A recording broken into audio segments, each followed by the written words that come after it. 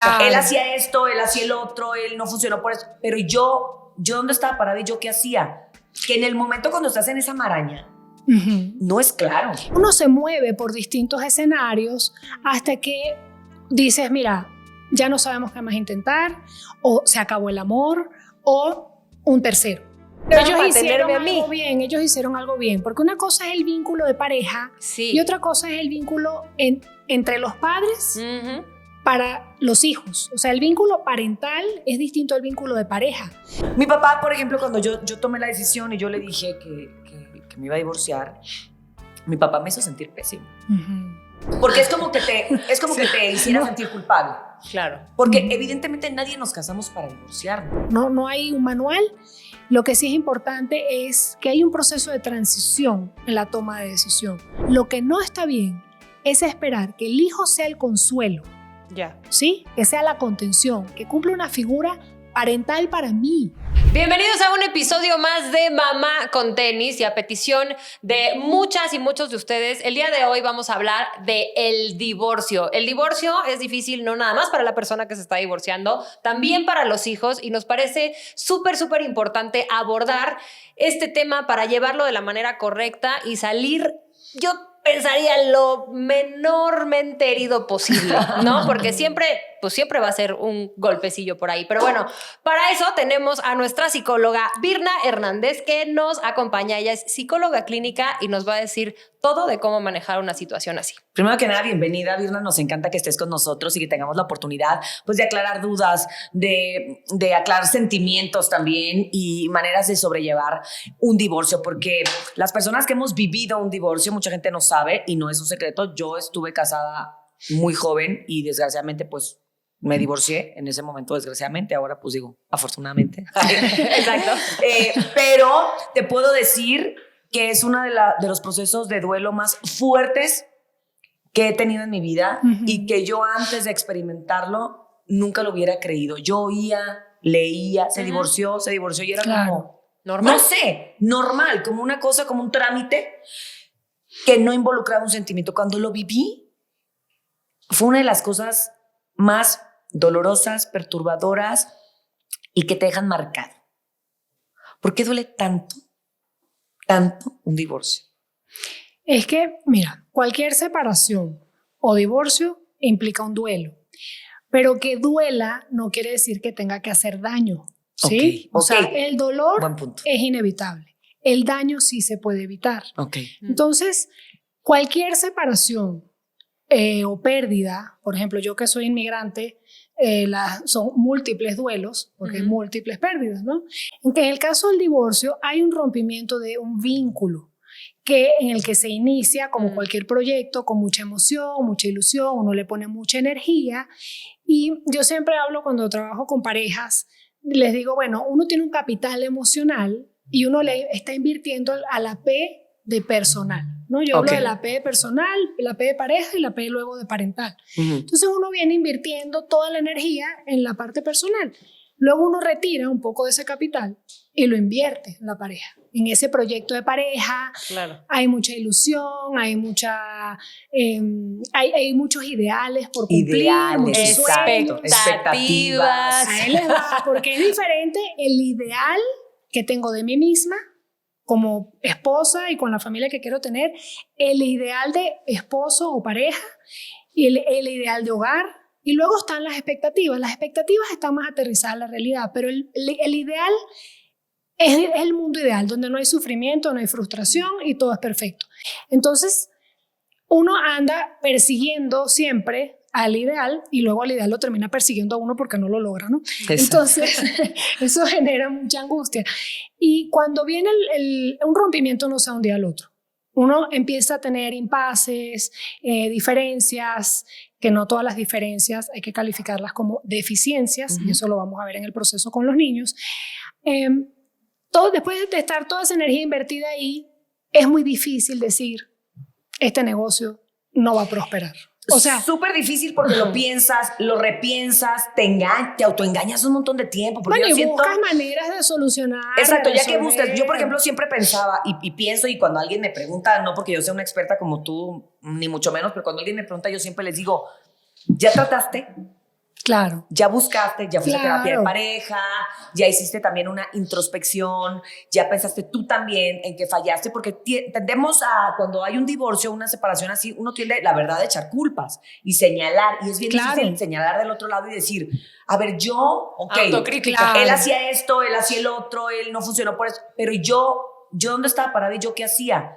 Que en el momento cuando estás en esa maraña, Ujú. no es claro. Pero también pasa al revés. Si una persona está muy autodevaluada, entonces yo puedo estar pensando que yo estoy haciendo todo mal y empiezo a ser muy complaciente, a doblegarme y dejo mi vida, mis intereses, toda mi IP personal se queda a un lado porque yo digo, no, es que yo sé que yo soy la que siempre se equivoca, entonces yo siempre voy a tener que Sí, insistir. siento que hay una etapa O sea, antes de que pasas por ahí. Uno se mueve por distintos escenarios hasta que dices, mira, ya no sabemos qué más intentar, o se acabó el amor, o un tercero, ¿sí? Entonces hay circunstancias diferentes.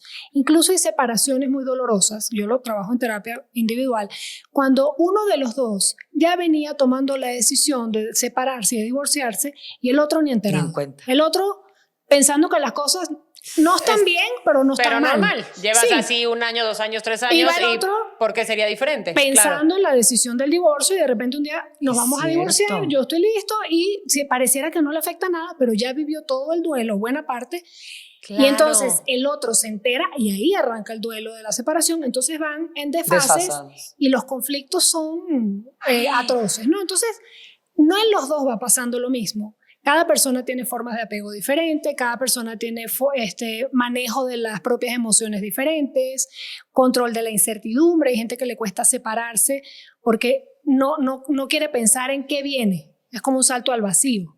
Entonces, esa decisión le cuesta mucho. En cambio, otras personas que yo he aprendido en la vida a tolerar la incertidumbre y entonces a mí eso no me angustia. O sea, bueno, no sé qué va a pasar, ya iré construyendo el camino. Claro, ¿sí? son como rasgos de personalidad. Exacto. Pero, por ejemplo, aquí me llama mucho la atención que dices este tema de las diferencias y los duelos desfasados.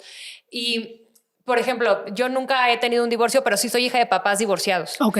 Y en mi época era atípico que los papás divorciados se llevaran muy bien. Mis navidades, mis cumpleaños, estaba mi mamá y su esposo, mi papá y su esposa. Siempre fue así. Y para mí, pues así eran los divorcios. Entonces como que decía, pues así que trauma tampoco. Es Claro. más, me decías, ¿te imaginas a tu papá y a tu mamá juntos? Y yo decía, por Dios, no. Exacto, exacto. Please, no, ¿En porque qué momento yo creo que nada más se Pero juntaron ellos para hicieron tenerme a mí. algo bien, ellos hicieron algo bien, porque una cosa es el vínculo de pareja Sí. y otra cosa es el vínculo entre los padres Ujú. para los hijos. O sea, el vínculo parental es distinto al vínculo de pareja. Entonces, si ellos como padres funcionan súper bien, hacen buena mancuerna, se coordinan, toman decisiones con los hijos y frente a los hijos, Sí. entonces los hijos van a decir, oye, qué amistosa esta separación. Pero tras las cámaras, la parte de pareja es Otra terrible. cosa, Es que historia. hoy lo veo yo desde mi punto de vista como mamá, como esposa. Y durante muchos años yo juzgaba mucho a estas mujeres y la verdad lo tengo que decir que juzgaba y decía, pero ¿cómo? Si ya no eres feliz, no importa que tengas hijos, pues te separas y ya. O sea, yo Es como muy que difícil. durante toda mi vida, si una relación con mis noviazgos, que tuve noviazgos largos, no funcionaba, era bueno, switch off, chao, me fui. Ujú. Y hoy que tengo hijos, ojo, no es que me quedaría en una relación que no funcione, evidentemente No, pero si la piensas más, como pero no, entiendo, claro. entiendo en el lugar en el que tantas mujeres están paradas donde ya construyeron lo que tú dices, una familia y todo, y me trago mis palabras, porque realmente yo no me puedo empezar a imaginar lo difícil que sería para mis hijos el no tener a su papá todos los días dándole Claro. las buenas noches. Porque O el no estás tener a su pensando- papá y a su mamá en la comida en la mesa, después de que están acostumbrados a eso. Es que estás O sea- pensando en que no es una separación, son varias separaciones. Ajá. Entonces tú como adulto vas a tener que manejar varias separaciones, porque se supone que tú eres el adulto y tú eres el que vas a contener todas las angustias, las incertidumbres, las frustraciones, las culpas, las rabias, las tristezas. Entonces no es pensar, antes dice, bueno, no sé, ay, no funcionó, bye. Pero con hijos es, lo voy a separar de su papá, lo voy a separar de su mamá. Qué difícil. o sea, te sientes responsable de todo. Te son sientes muchas. responsable de tus emociones, de las de tus hijos, de lo que va a pasar, de lo de escuela, de lo que van a decir, de lo que... Y lo que bien decías tú, Oda, la verdad es que sí hubo una época, yo que vengo de provincia, y que mis papás pues tienen unas mentalidades muy... Sobre todo mi papá, ¿no? Muy tradicionales y muy del pueblo. A pesar de que pues, fue un hombre que salió y viajó y todo, sigue su pueblo adentro. El pueblo no lo abandona. No lo abandonó. Mi papá, por ejemplo, cuando yo tomé la decisión y yo le dije que me iba a divorciar, mi papá me hizo sentir pésimo. ¿Cómo? ¿Pero por qué? Pero pues, tú sabes que hemos tenido problemas, que pasó esto, que ya no somos compatibles, que tampoco él quiere estar, yo tampoco quiero estar, pues ¿qué estamos haciendo? ¿No? Y que pues no, me voy a divorciar. Entonces yo me acuerdo que mi papá me dijo que era lo peor que iba a hacer, que a partir de ahora iba a ser señalada como una mujer divorciada. Y luego el estigma sobre los hijos. Eres hijo de padres divorciados. Entonces también Fuerte.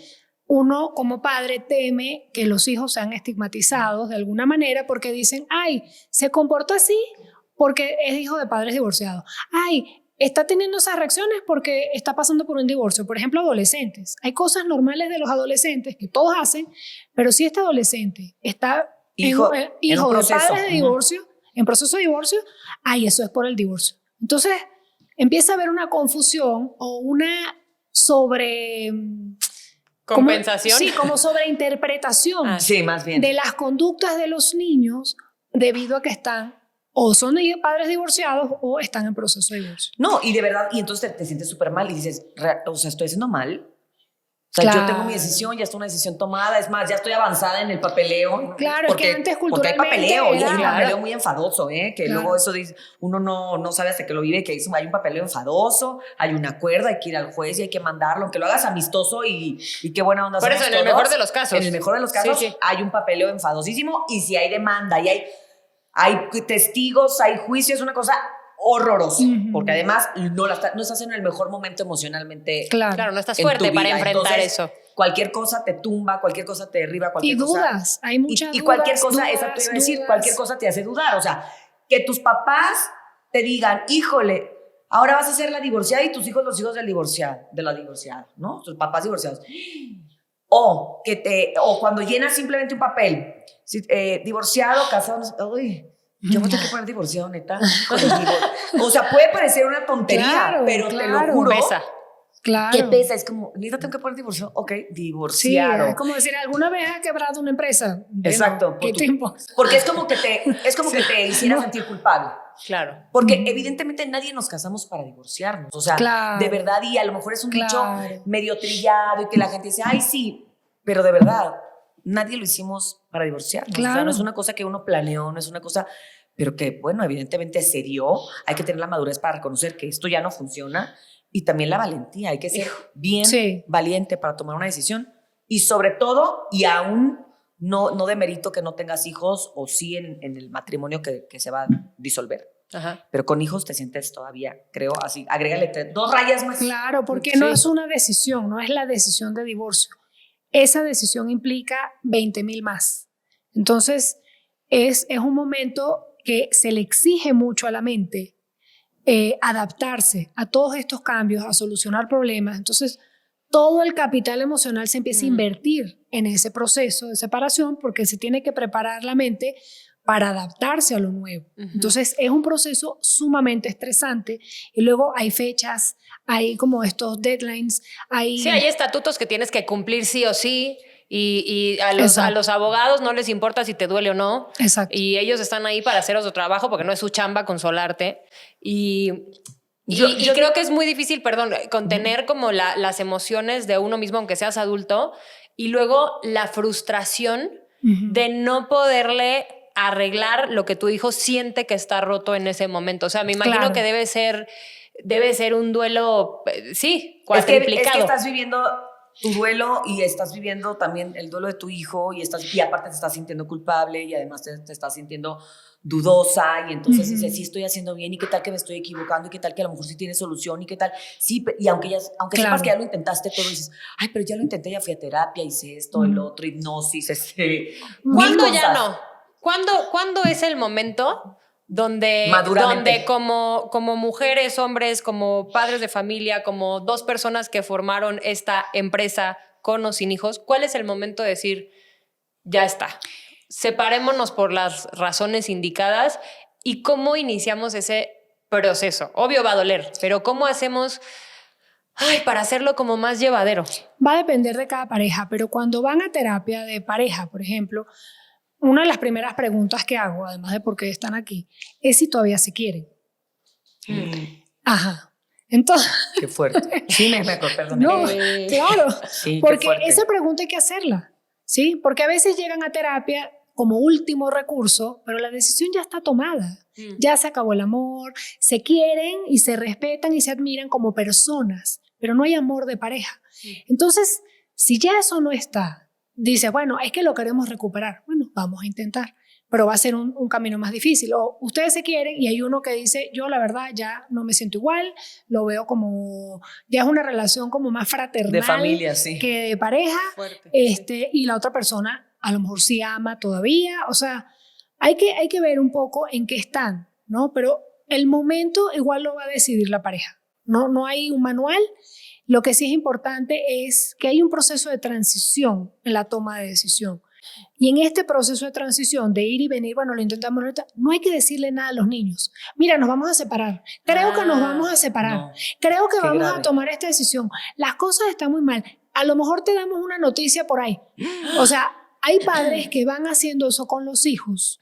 Y, sobre todo con los más grandes. Porque a veces, mira, pero hay hijos que preguntan.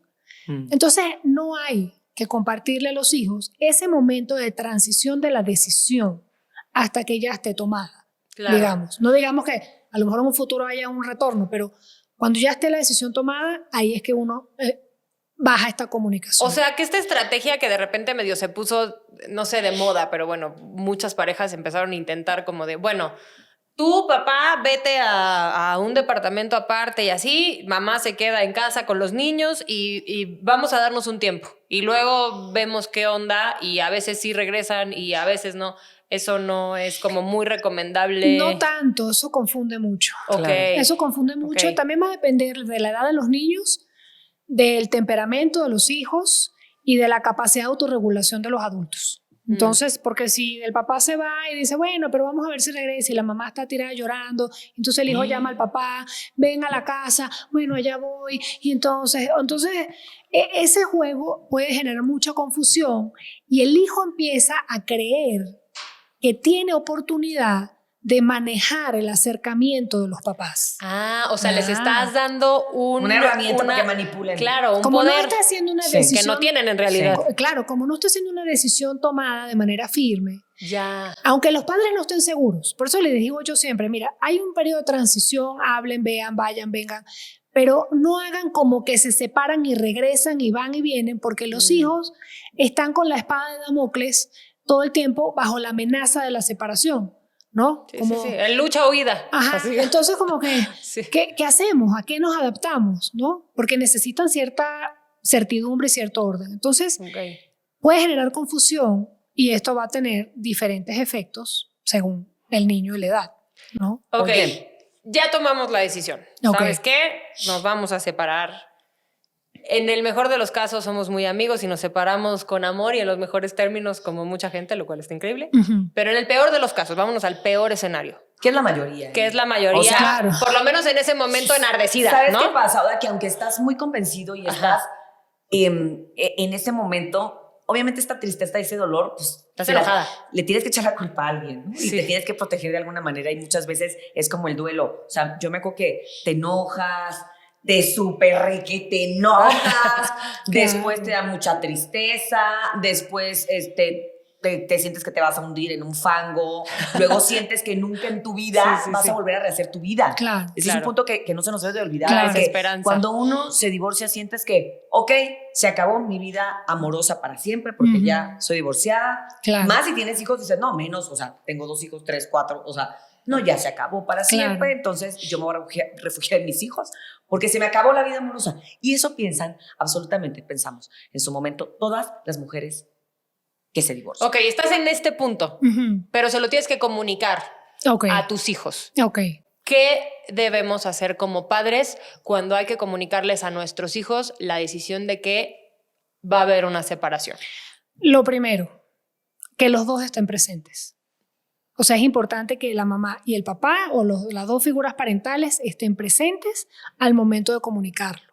No cada quien por su lado buscando parcialidad o protagonismo, ¿no? Entonces, los dos tienen que estar presentes y no contradecirse bajo ninguna circunstancia. Claro. Es decir, se acerca uno y es el que dice, mira, te tenemos que decir algo, hemos tomado una decisión que es la mejor para la familia, ¿sí? Okay. Es una decisión difícil, pero es lo más sano que podemos hacer para que sigamos siendo una familia que funcione bien y con mucho amor y todo. Y la otra persona, mientras está hablando, tiene que asentar con la cabeza y completar un poco de acuerdo a lo que se está diciendo. Entonces, no tiene que haber contradicciones, ni mientras uno está hablando, el otro está... ¿no? O sí, así claro, como...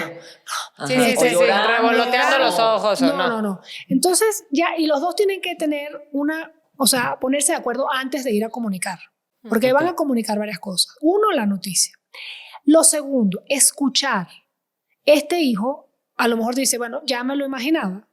Dependiendo de la edad, habrán otros hijos que sobre todo más chiquitos, que para los más chiquitos, el papá y la mamá es una sola cosa. Claro. No es separable. O sea, no es como que, ¿cómo? ¿No? Si no son entidades distintas. Exacto. Entonces, esta comunicación va de acuerdo a la edad de los niños. No dar, si son muy chiquitos, sí, porque no te voy a dar, decir, porque si son tan chiquitos, no ¿qué dar les dices? O sea, grandes detalles. creo No, que ni digamos les, de creo los... que no le dije nada. No me entre los 3 y los 5 años ya se les dice. Sí. Okay. Es como, ¿No?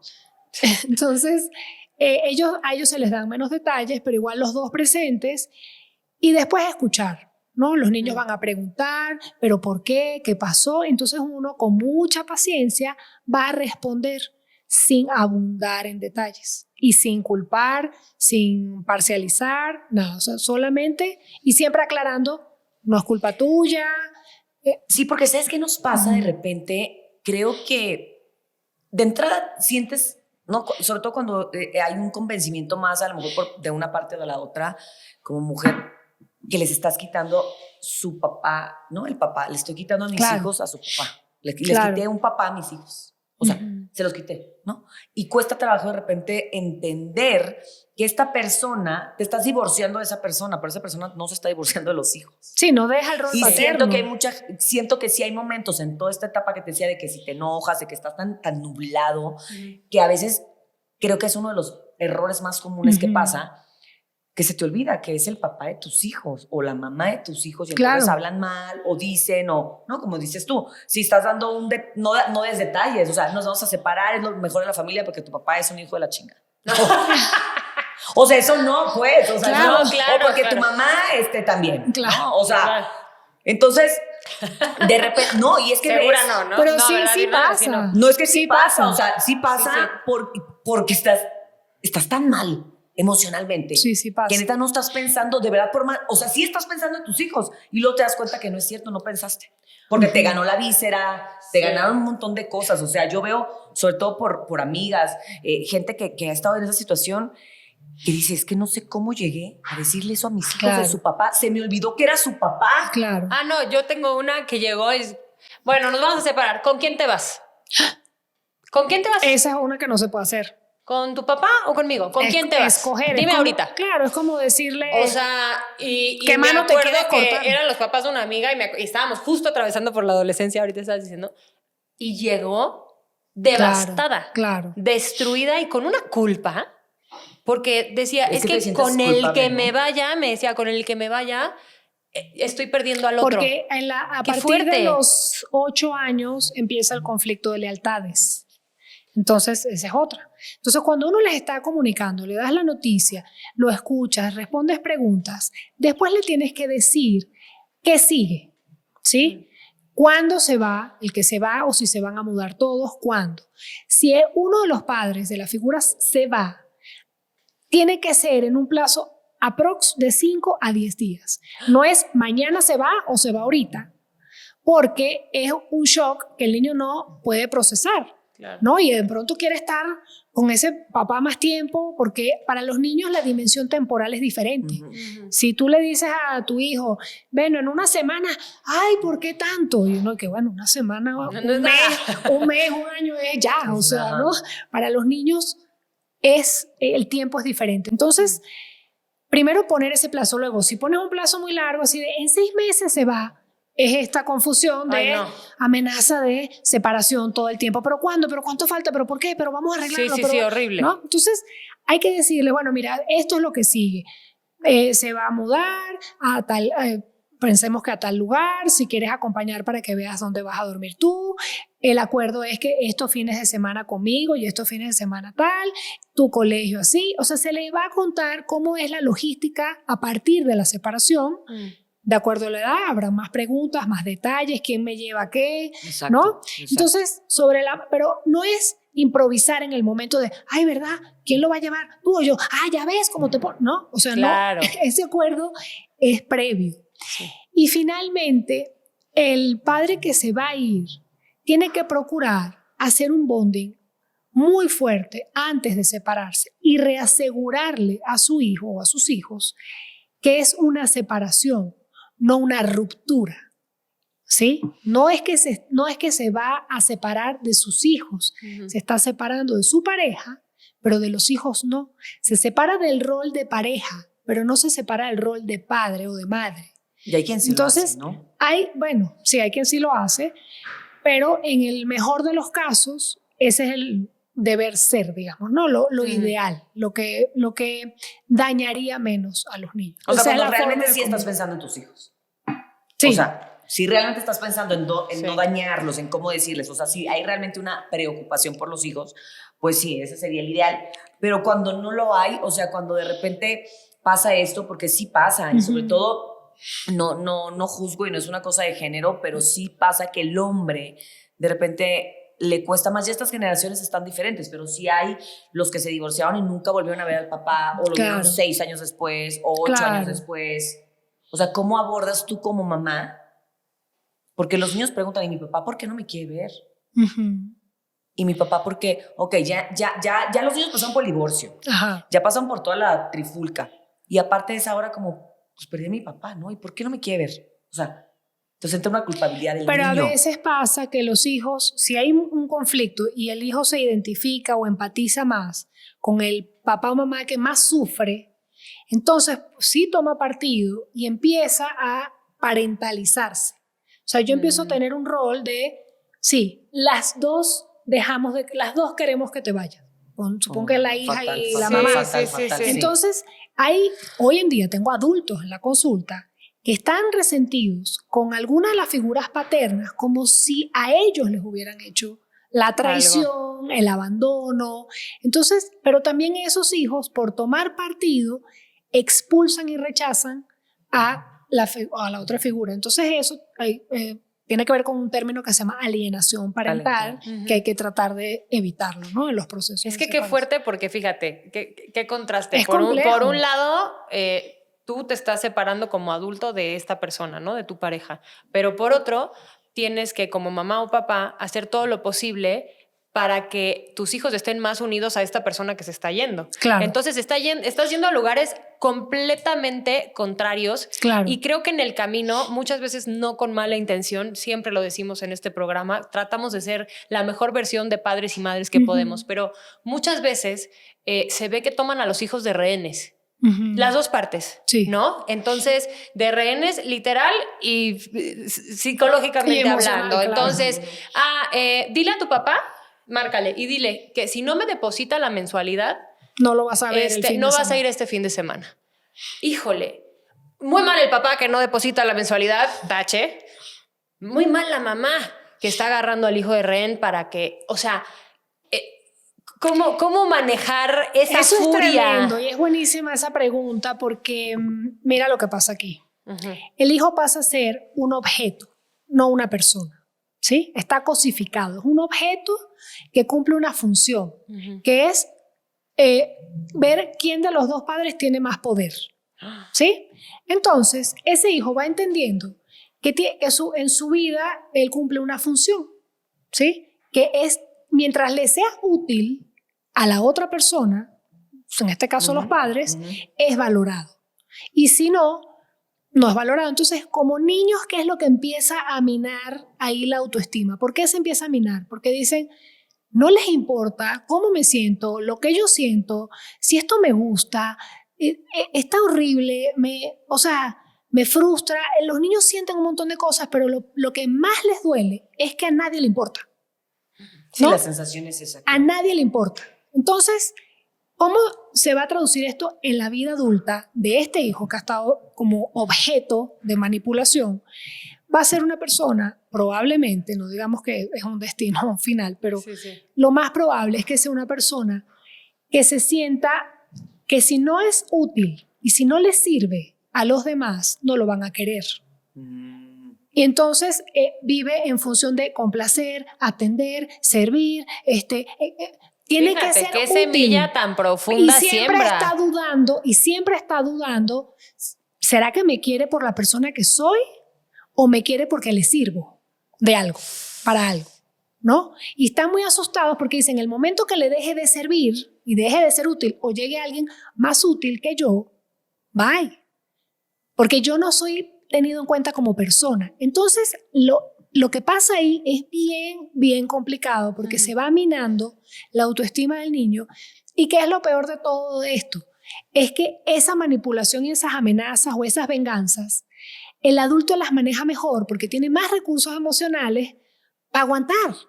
Ay, a mí no me vas a estar manipulando con eso, a mí no me cortas con un cuchillo de cartón, ay, a mí me vale. O sea, el adulto tiene más recursos y madurez emocional para manejar esa furia y esa ira, pero el niño no lo tiene. El niño está muy frágil, está en proceso de construcción y tú estás construyendo un edificio lleno de minas. ¿Cómo hacemos para que no traspase pues esta furia, esta frustración, este enojo a nuestros hijos? O sea, como padres, tanto mamás como papás, ¿cómo podemos hacer para controlar los instintos? Es que las emociones, mira, no necesariamente se traspasan.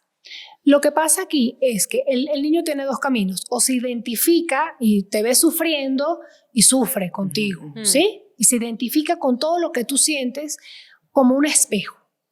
Y entonces él va a tener que chambear para manejar y autorregular esa serie de emociones que son tuyas, no son de él. Claro. Pero él va a tener que hacer ese trabajo. Hay niños que reaccionan de una manera muy regresiva, empiezan a ponerse más infantiles, como rechazando ese tamaño de responsabilidad emocional que se le está viniendo encima. Claro, si esto es crecer, no quiero crecer. Mejor no me hago chiquito, sí, mejor me voy para atrás. Exacto, ¿sí? Sí. Y hay otro camino en de la empatía. Yo me identifico, pero digo, ¿sabes qué? Yo voy a ser como pseudo maduro. Entonces son los niños que pareciera que no les afecta. Que asumen este rol de contención, ¿sí? Entonces dice, pobrecita, déjame, yo estoy para ti, ¿en qué te ayudo? No te preocupes, yo me encargo, yo lo hago. Entonces empiezan a asumir este rol que no les corresponde de pseudomadurez. Son niños que están como compensando toda esta fragilidad y haciéndoselo fuertes, pero en algún momento se van a tronar, ¿sí? Entonces, lo que uno tiene que hacer, ¿qué haces tú para que este niño ni se ponga regresivo porque no puede con lo avasallante de las emociones o asuma un rol pseudomaduro? Lo que hay que hacer es, primero, estar consciente de si yo estoy en capacidad de autorregularme. Como para poder decir, estoy triste, si me duele, me afecta, me hace falta, me hacen falta muchas cosas que hacíamos y no hacemos, pero hasta ahí. Tener al hijo de confidente, de pañito de lágrimas, o pagar los platos rotos con él, que a la mínima cosa que hace uno brinca así de, pero otra vez, ¿no? Entonces toda mi furia la pago con él. Entonces sobrereacciono y lo maltrato. Y por otro lado, es apoyarse en la red de apoyo social. Eso era lo que te iba a decir, que se me hace súper importante porque creo que nos apoyamos mucho, por ejemplo, cuando estás en ese proceso, pues en el abogado. Y porque, el abogado, pues, no todos los abogados tienen una capacidad psicológica de ayudarte en una manera. No, hay que abrirse con amigos. Entonces tienes que buscar, creo, lo que siempre decimos, buscar tu red de apoyo, tus amigos o tu familia, gente que te haga bien Y yo sí me atrevería a decir, o sea, sí hay que buscar, yo creo que también agarrarte de una terapia, de una También meditación, se de una hace falta, híjole, claro. no sé, ¿qué recomendarías tú que nos agarramos Mira, lo en primero, ese momento? entender con qué red de apoyo social cuentas. Ajá. Y esto es para todos los padecimientos en la salud mental. Cualquier padecimiento en la salud mental va a mejorar el pronóstico cuando hay una mejor red de apoyo social. Querer hacerlo en Sololandia, sin molestar a nadie, sin perturbar a la gente, para que no se angustie, para que no me pregunten, vergüenza. para que no me pregunten, para que no me presionen, para que no me invadan. Busca a la gente. Vas a tener gente que sí te va a escuchar, no te va a juzgar, pero encárgate de tener una buena red de apoyo social para pasar por este momento. Piensa en tus hijos. O sea, te va a dar más pena molestar a tu amiga un desayuno que descargar contra tu hijo que no tiene la capacidad de contener. Ay, Dios mío, ¿no? Sí. O sea, es una decisión bastante fácil. A veces dicen, no, es que a mí me enseñaron a no molestar, a no ser una carga, pero te estás recargando en tu hijo. No te puede cargar, entiéndelo. Entonces, a veces eso son cosas como que, ay, no lo había pensado, porque mi hijo es tan amoroso o tan amorosa, es tan empática, es tan linda, me siento que me da paz. Sí, pero a ella eso le está costando un trabajo que tú no te estás imaginando. Entonces, ¿por qué va a cargar ella con eso? A lo mejor a ratitos te acompaña, van, la pasan chévere, pero no de confidente. Exacto, no puedes, y sobre todo porque no puedas apoyarte en tus hijos, como bien dices tú, o sea, sí hay otro tipo de apoyo que puedes tener con tus hijos, ese apoyo del abrazo, del abrazo sin palabras, sin tener que decir, sin un montón de cosas que creo que también es bien reconfortante cuando estás pasando este tipo de momentos, que un abrazo de uno de tus hijos es como que un bálsamo que reparador, ¿no? Pero ahí te va, así como nosotros decimos, no me voy a recargar en mi hijo, ellos sí se tienen que poder recargar en nosotros. Claro. Si nos ven muy frágiles, quebrados, no, pues no se van a recargar. No van a querer buscar apoyo en uno. Entonces uno tiene que estar monitoreando y así uno esté súper fregado, darle el espacio, decir cómo vas, cómo te sientes, en qué has pensado. Tengo una duda, doctora. A ver. A lo mejor es la más tonta del mundo, pero lo qué? tengo que hacer. No, es que a lo largo de todas estas temporadas de Mamá con Tenis y de varias terapeutas que hemos visto, siempre nos dicen que hay que mostrarle nuestras emociones a los hijos para que se den cuenta que no somos estoicas y perfectas todo el tiempo y que a veces también lloramos y que a veces también nos enojamos y que se vale decir, oye, estoy triste por eso, o sorry, ayer reaccioné de más porque me enojé, una disculpa, En este caso, me hace todo el sentido lo que me estás diciendo. Y una de las cosas que recuerdo de personas muy cercanas que tuvieron padres divorciados es que la mamá se encerraba en el cuarto a llorar y que ellos la escuchaban. Claro. Cuando la mamá iba y les decía buenas noches, se paraban ellos y se pegaban a la puertita del cuarto de la mamá y la mamá estaba llorando desconsolada, pero nunca lloró enfrente de ellos. Si a mí me pasara, ya con lo vulnerable que estoy, siento que rompería en llanto por cualquier cosa. Claro. ¿Qué haces ahí con tus hijos? Porque, o sea, yo no estoy rompiendo en llanto para victimizarme, me estoy rompiendo en llanto, pero estoy rompiendo yo. Pero no te recargas, o sea, es que no es diferente. Explícalo. Se vale que te empiezas a desbordar emocionalmente, ¿no? A veces, si uno está tan sensible, a veces, a mí me ha pasado que cuando estoy como muy sensible, sobre todo en los embarazos, yo me reía y lloraba al mismo tiempo. O sea, me ponía a llorar por algo que me molestaba y me daba risa que estaba llorando, entonces me reía y lloraba. Y a veces, cuando uno está desbordado emocionalmente, porque por un lado estás optimista, dices, bueno, ya tomé una decisión, para adelante, van a salir las cosas bien, entonces estás como en un momento un poco eufórico y de repente dudas. Entonces, es una montaña rusa. Ahora, si tú no se desbordes, te dan ganas de llorar, o los hijos te platican y se te salen las lágrimas, está bien. O sea, expresar la emoción está bien. Lo que no está bien es esperar que el hijo sea el consuelo, ¿sí? Que sea la contención, que cumpla una figura parental para mí. Ni es tu mejor amigo para que le cuentes el detalle de porque me acordé, porque tu papá, porque llegó, porque entonces no sé qué, y entonces ahí ya lo estás involucrando de una manera que no es saludable, pero creo yo, en la... Hay hijos más grandes, los adolescentes opinan. Ay, mamá, deberías hacer esto. O papá, ya pongo un límite. O no sé qué, ¿sabes? Como que hay... Y entonces uno los escucha. Oye, qué buena idea, tienes razón. ¿Por qué dices eso? ¿Desde cuándo estás pensando eso? ¿O qué te hizo darme esa idea, llegar ahí? Entonces entras en ese contacto y los dos hablan de las emociones, ¿no? Entonces uno le puede decir a un hijo, oye, me rompe el corazón que estés sobreadaptándote a la situación, estás funcionando como un tipo madurísimo y qué fácil sería para mí que tú fueras tan maduro, pero eres un niño. Exacto. ¿Sí? Entonces, estos niños sobreadaptados también son muy cómodos para los adultos porque no dan lata. Sí. Pero no dan lata, pero por dentro están... Y no sabes después dónde lo van a sacar, batallando, ¿no? Con Oye, otras cosas. para todas estas mujeres que nos escuchan, que nos ven, que de repente están en el hoyo profundo del divorcio, ¿cuánto dura este proceso de duelo?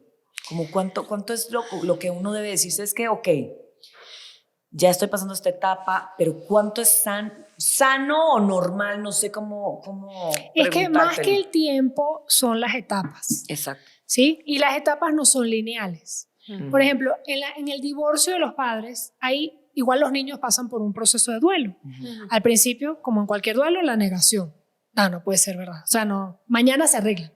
No. Entonces, y esa etapa, pasan un tiempito ahí. ¿Cómo sabe uno que el niño se está atorando en esa etapa?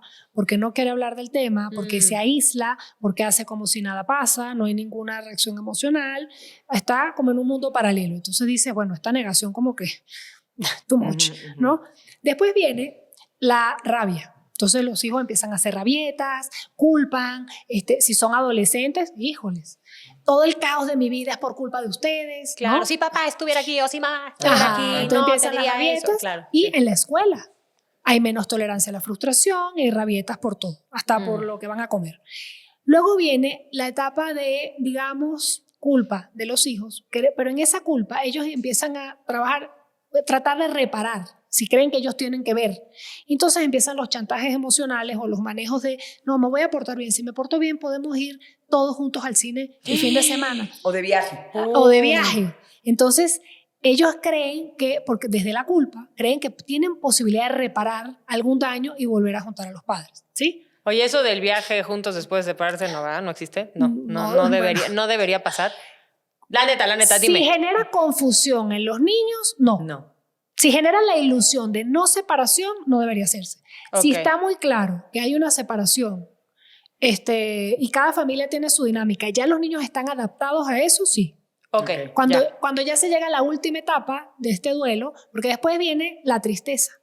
La tristeza es como ya la entrada a la aceptación, como dicen, bueno, aquí no hay vuelta atrás, ya valió, ¿no? O sea, ya no hay nada que hacer, entonces ya hay una tristeza profunda, pero es bueno que la sientan, porque luego los papás, pero no te pongas triste, no pasa nada, todo va a estar bien. Y le compensas. Tiene que vivir la tristeza, porque si no, no va a llegar a la aceptación. Una vez que contacta con la tristeza y con esa herida de, híjoles, la vida no es perfecta. Y es la herida con la que uno tiene que aprender a vivir para siempre. La vida no es perfecta, no hay un mundo ideal, no hay un matrimonio ideal, ¿no?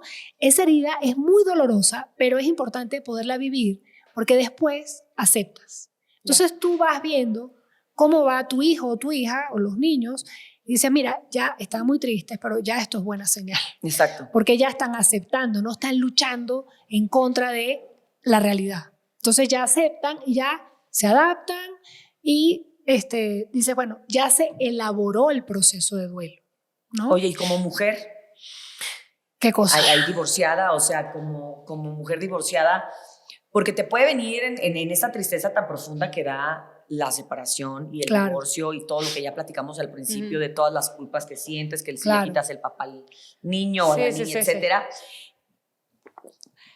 Puede venir depresión. Puede haber una depresión. Puede haber una depresión, y siento que si tú no estás bien emocionalmente y estás arrastrando una depresión, todo lo que platicamos hoy lo haces mal, porque no estás estás regulada. No estás en tus cabales. No estás en tus cabales, no tienes claridad mental, entonces todo, ya la depresión los arrastró a ti y a tus hijos. ¿Cuánto me espero para decir, ok, ya estoy saliendo de esta tristeza? Hay 3 criterios. Clínicamente hablando. Ajá. A ver, ¿cómo saber si ya yo tengo que ir a buscar ayuda profesional y esto no está siendo un proceso natural de duelo, ¿no? Primero, empiezan a cambiar tus hábitos de vida. O sea, sueño, alimentación y actividad física, ¿sí? Si eso empieza a cambiar, comes mucho más de lo normal o no comes nada, duermes mucho más, duermes mucho menos, la actividad física, estás demasiado acelerada haciendo demasiadas cosas o no tienes ganas de hacer nada, esa es una, porque ya si empieza a impactar en tus hábitos de vida, hábitos de salud, pues digamos, ya es riesgo. Sí. Te pone en riesgo como persona. Yes, Lo segundo, empieza a mermar tu capacidad productiva. O sea, ya empiezas a faltar al trabajo, empiezas a faltar a tus responsabilidades, se te olvida que tenías que ir al colegio a buscar al niño. O sea, ya empiezan a mermar toda tu capacidad de hacerte responsable y de ser productivo. Y bueno, lo último sería empezar a tener ideas de muerte. ¿No? Ya así no quiero vivir. Este sufrimiento es insoportable. Yo necesito acabar con este sufrimiento ya. ¿Sí? Y si estas cosas empiezan a durar, bueno, y lo otro es muchos problemas con las relaciones interpersonales o aislamiento. Te empiezas a pelear con todo el mundo o te empiezas a aislar. O sea, hábitos, productividad y vínculos. Esas cosas. Y si hay ideas de muerte, más rápido. ¿Sí? Ni siquiera intención, pero ya uno empieza a pensar. Sí, te empiezan a aparecer las ideas así que así no quiero vivir o quiero dormir un año y despertarme cuando ya todo ya ha pasado. Entonces, ahí hay que buscar ayuda profesional. Igual con los niños. Si los niños empiezas a ver lo mismo, impacto en los hábitos de vida, merma su rendimiento escolar, empieza a tener muchos problemas de relaciones interpersonales o se aísla y empieza a estar llorando incontenible, ese niño de verdad ya necesita apoyo emocional, o sea, un apoyo de un profesional. ¿Cómo hacemos si somos parte de la red de apoyo y una madre amiga está pasando por esto y una amiga o amigo de nuestros hijos está pasando por esa situación? ¿Cómo debemos actuar? Además de decirles, aquí estamos para lo que necesites, ¿qué podemos hacer? Bueno, lo primero, no juzgar, ¿no? Siempre aprender a escuchar. Escuchar desde la empatía quiere decir identificar lo que la persona puede estar sintiendo, pero también identificar qué me genera a mí. Porque si esta amiga mía ya tiene 5 conatos de separación y ahora y nunca se separa, y ahora la 6ª vez me dice, no, ahora sí me separo. Y uno a lo mejor dice, y viene muy triste y dice, no, ahora sí ya es inminente, ya se fue. Entonces de pronto yo digo, ay, exacto. Sí, ok, está bien, pues no. Entonces yo tengo que medir qué siento y se vale. Yo le puedo decir a esta amiga, oye, sé que estás triste, está duro esto, pero sabes que a mí, o sea, me enoja tanto que tú estés viviendo por esta situación. Yo quiero que me lo cuentes y no te juzgo para nada y te entiendo, pero llega un momento que, no sé, me siento impotente. Yo me imagino cómo estarás tú. Entonces se vale en esta empatía hablar un poco del vínculo, de cómo me siento, para que la otra persona vea que estás conectando. Ok, para conectar. ¿Sí? Pero no hay que criticar, no hay que comparar, ni compararse con uno de, ay no chica, mira, yo te voy a decir lo que yo hice, entonces yo me robo el show. Y hablo de mí y la otra persona así de, bueno, yo le quería contar, pero o sea, no aconsejar, pero tampoco ser un mueble que solo escucha. O sea, sí se vale dar esta retroalimentación desde la empatía. No aconsejar. Cae mejor el mueble. Por eso, no aconsejar. No. Mira, nada. Primero escuchar de manera empática, después preguntar, hacer preguntas como con una curiosidad genuina para entender, oye, ¿qué has pensado? ¿Y qué más? ¿Y cómo lo estás manejando? O sea, como preguntar, no como interrogatorio, sino para entender y acercarte más. Si ella te pregunta, ¿qué hago? No sé qué hacer. ¿Qué hago? ¿Qué harías pues tú? Yo menos. ¿Qué harías tú? ¿Qué harías tú? Sí. ¿No? Entonces uno ahí tiene que tener cuidado. Porque ¿O qué hiciste tú, no? A veces te buscan y buscan la empatía porque saben que ya pasaste por tal cual situación y es como, ¿qué hiciste, no? Entonces ahí uno dice, bueno, es que mi contexto era diferente. Y a mí me funcionó así. Mi contexto era distinto y esto fue lo que a mí me funcionó. A ver, como amiga que te conozco, te quiero, sé cómo eres. Yo no sé si tú has estado pensando. Entonces ya tú recurres a lo que ya conoces de la persona. Claro. Y le dices, oye, la otra vez que manejaste esto, que fue dificilísimo, que tú hiciste esto y esto así, tomaste decisiones en friega. Oye, esa parte de ti, ponla, o sea... Pero siempre partiendo de la persona que te lo está contando, nunca de ti. No y nunca de una amiga me dijo nada. Ni te comparas, ni la comparas con ay, nadie. Mi cuñada le pasó lo mismo. Ya. ¿No? Eso no, tampoco. Okay. Y al final, hay que hacer un cierre. Cuando alguien se acerca y se desahoga, uno tiene que agradecer y decirle a la persona, oye, gracias por contarme, qué bueno que me tomaste en cuenta, y no hacer ofertas exageradas. Por ejemplo, llámame las 24 horas del día, a la hora que sea, no importa, yo estoy para ti al 100%. Esa es una oferta que genera falsas expectativas. Porque si esta amiga sí te empieza a llamar a las 3 de la mañana y no le contestas, vas a quedar mal. Es cierto. Entonces ahí uno hace una oferta realista. Si le sabes que el otro fin de semana, ¿qué vas a hacer? Te paso buscando y vamos a desayunar y seguimos platicando. Entonces tú haces una oferta delimitada para que la persona sepa con qué cuenta. Claro. ¿Sí? Claro. Okay. Y no hacer ofertas abiertas, infinitas, ilimitadas, porque eso genera también unas expectativas que a lo mejor tú no vas a poder manejar. Claro. ¿Me explico? Oye, sin duda es un tema que sigue siendo bien complejo, que sigue siendo porque además lo platicamos al principio, pues cada quien lo vivimos de una manera diferente, las circunstancias son diferentes, las parejas, los hijos o no hay hijos, pero te queremos agradecer mucho que nos dieras pues esta orientación. Psicóloga clínica Virna Hernández, para que cualquier persona que el día de hoy tenga la oportunidad de escucharnos, de vernos, pues también sepa que no es la única, porque también se nos olvida que estas experiencias nos pasan a muchas personas, claro, hasta quien menos te imaginas, y que sí hay un mundo después del divorcio, sí hay una vida después del divorcio, sí hay una vida como mujer, sí hay una vida como persona y sí hay otra vida de pareja probablemente. Claro, y tanto las parejas como los hijos regresamos a nuestro equilibrio. Sí. O sea, de verdad, uno no se queda roto, pasa. Uno no se queda roto para siempre, Sí uno pasa. sí recupera el equilibrio. Entonces, así es. Gracias por invitarme. Al contrario. De verdad, chévere, muy chéveres ustedes como aquí en esta plática y Al entrevistando. contrario. Pues es justo lo que intentamos hacer. Hemos creado una comunidad muy hermosa en Mamá con Tenis y justo lo que queremos es ofrecer esas herramientas que a lo mejor a veces no sabemos dónde buscar y ahora con el internet, bueno, podemos acercarles. Así que Virna, gracias por estar con nosotros. Ustedes. Ojalá que les haya gustado este capítulo, que les funcione. Miren, con que les haya dejado ahí algo positivo sembrado, pues ya con eso nos damos por bien servidas. Un abrazo muy fuerte. Gracias por darle like, porque sé que lo van a hacer. Exacto. Y síganos en Mamá con Tenis. Hasta la próxima.